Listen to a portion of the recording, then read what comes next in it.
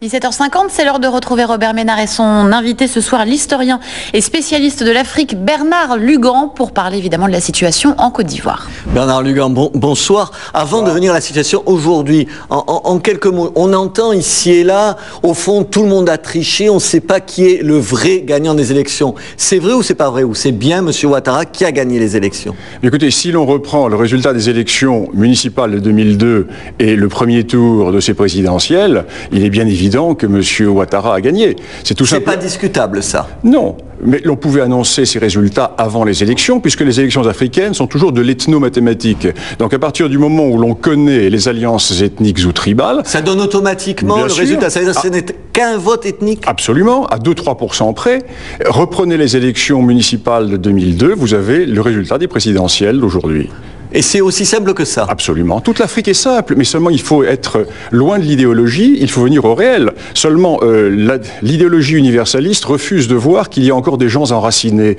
Les Africains sont des gens enracinés, ils votent pour leur ethnie. Premier point. Deuxième point, est-ce que, en gros, comme ça, à l'écouter les médias, on se dit, il y a un méchant, c'est Gbagbo, et un gentil Ouattara. Est-ce qu'on peut dire que c'est là aussi simple que ça? Ah ben l'historien refusera de dire cela. Vous diriez quoi? Moi je dirais qu'il y a des intérêts contradictoires entre un grand Nord qui reprend une poussée historique vers le Sud, Ouattara musulman, et un Sud, des Suds plutôt, qui ont du mal à supporter cette poussée nordiste qui avait été mise entre parenthèses à l'époque coloniale et qui reprend aujourd'hui.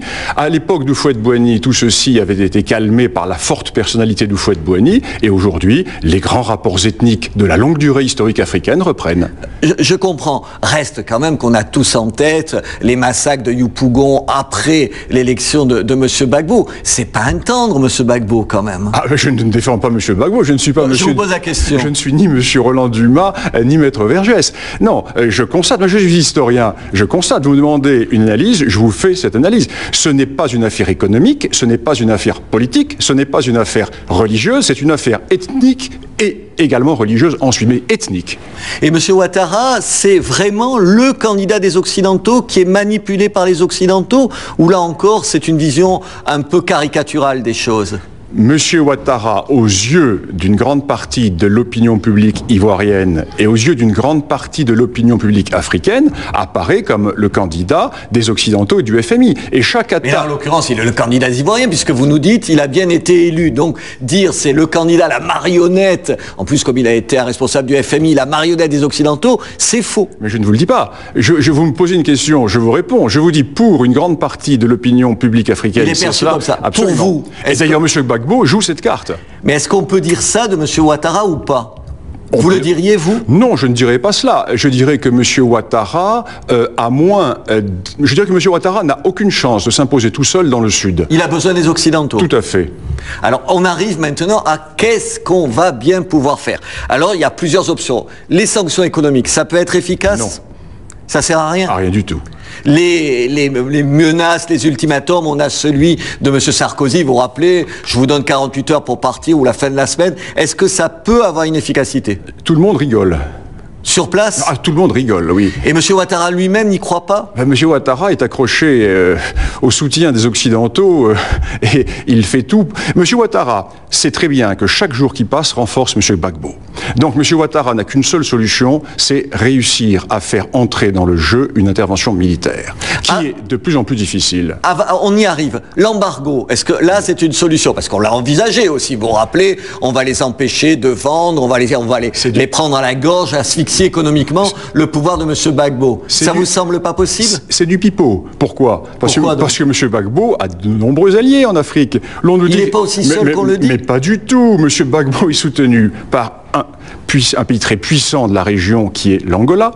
Il est soutenu par plusieurs petits pays qui attendent de se manifester, et ces petits pays, quand ils vont se rendre compte que M. Ouattara n'est pas capable de prendre le pouvoir, c'est un roi de Bourges qui n'a pas de Jeanne d'Arc, et ils vont se rallier à M. Gbagbo. Ça veut dire que les sanctions économiques, l'embargo, les menaces, vous savez, la Cour pénale internationale, s'il continue comme ça, il sera jugé à La Haye, tout ça, vous n'y croyez pas, et vous dites ça n'a aucune chance de fonctionner. Je ne dis pas que ça n'a aucune chance de fonctionner, je dis que M. Gbagbo est dans une autre logique. Il est dans une logique qui est celle de gagner du temps. Chaque jour, il décrédibilise Ouattara et chaque jour, il montre que Ouattara, tout seul, ne peut pas arriver au pouvoir. Donc la stratégie de Gbagbo, qui est une stratégie très claire, Gbagbo est un grand joueur d'échecs. Gbagbo, chaque jour, renforce son pouvoir en décrédibilisant celui de Ouattara. Et il va attendre le moment où Ouattara ne pourra rien faire d'autre que de demander une intervention internationale. Et à ce moment-là, Gbagbo lui tendra la main, mais à ses conditions. Alors on y arrive. L'intervention militaire. Qu'est-ce que ça... Attendez, mais il y a le CEDEAO. En gros, la CEDEAO, c'est les pays voisins pour aller vite en besogne. Vous ne les croyez pas capables de mettre en place, avec le Nigeria, une armée qui irait imposer Ouattara sur place? Vous n'y croyez pas un instant? Vous ne connaissez pas les armées africaines. La CEDEAO n'a pas d'armée. Il y a le Nigeria. Les pays voisins, déjà, ne veulent pas intervenir. Alors, le Ghana ne veut pas intervenir. La Guinée ne veut pas intervenir. Le Burkina Faso non plus. Le Libéria n'a pas d'armée. Donc, déjà, aucun pays limitrophe ne va intervenir. Ce qui fait que l'armée... Ça veut dire que c'est une menace en l'air de dire attention, s'il part pas, on envoie nos hommes? Quels hommes? Des Nigérians. Mais le Nigeria pourrait balayer devant sa porte, parce que le Nigeria est exactement dans la même situation que la Côte d'Ivoire, et je ne pense pas que le Nigeria soit un parangon de démocratie. Donc il y aurait un corps expéditionnaire nigérian, mais vous savez, militairement, si un corps expéditionnaire nigérian débarquait, je ne suis pas sûr qu'il aurait l'avantage sur les troupes de M. Gbagbo. Les Occidentaux, il y a un corps expéditionnaire, enfin il y a des militaires français sur place et il y a l'ONI sur place. Est-ce que eux, ils peuvent imposer M. Ouattara en prenant le contrôle militaire de la ville? L'ONU en est incapable et ce n'est pas dans son mandat. Alors, les Français, les troupes françaises. M. Gbagbo a évité l'erreur. Il n'y a qu'une erreur. Jusqu'à présent, il a fait un sans faute. Sa seule erreur serait de s'en prendre aux Français. Car s'il s'en prend aux Français, à ce moment-là, nous avons les moyens sur zone de protéger les Français et, à la faveur de la protection de ces Français, déstabiliser son pouvoir. Avec 900 militaires ou quelque chose comme ça, on peut arriver on peut mettre à terre le gouvernement de M. Gbagbo? Il y a autre chose dans les environs. Mais la France ne va pas intervenir. Et M. Gbagbo ne va pas faire la folie de s'attaquer aux Français. Au contraire, il va les dorloter. Il va tout faire. M. Gbagbo divise ses adversaires. C'est un remarquable tacticien. Et il est en train maintenant de diviser ceux qui ont voté pour M. Ouattara. Car M. Ouattara a été élu par l'alliance ethnique du Nord et des Baoulés. Les Baoulés ont soutenu M. Ouattara du bout des lèvres. Ils ont voté pour lui, mais... Il essaye de les diviser. Dans 15 jours, 3 semaines, si M. Ouattara ne s'est pas imposé au pouvoir, vous allez commencer à voir les dissidences chez les Baoulés, et vous allez commencer à avoir des Baoulés qui vont se rapprocher de M. Gbagbo. Dernière solution, la vôtre, qui me paraît sidérante, c'est on partage. Une sécession. En gros, on donne le nord à M. Ouattara, il est musulman, il va chez les musulmans. On donne le sud à M. Gbagbo, qui est chrétien, et c'est ça. En gros, c'est quand même ce que vous dites. C'est pas aussi simple, parce qu'au milieu, vous avez les Baoulés qui sont chrétiens. Et les Baoulés devront... Ce que je veux dire, c'est que M. Ouattara ne peut pas conquérir le sud, et M. Gbagbo ne peut pas conquérir le nord. Donc alors, il faut casser le pays en deux. Le pays n'existe plus. Depuis la mort de Fouet-de-Boigny, la Côte d'Ivoire n'existe plus. Alors, il y a deux solutions. Soit on fait les pleureuses internationales, et l'on manie du vent, et l'on maintient la fiction démocratique d'une Côte d'Ivoire qui n'existe pas, soit l'on est réaliste. Ça veut dire on prend acte des choses et on sépare le pays en deux.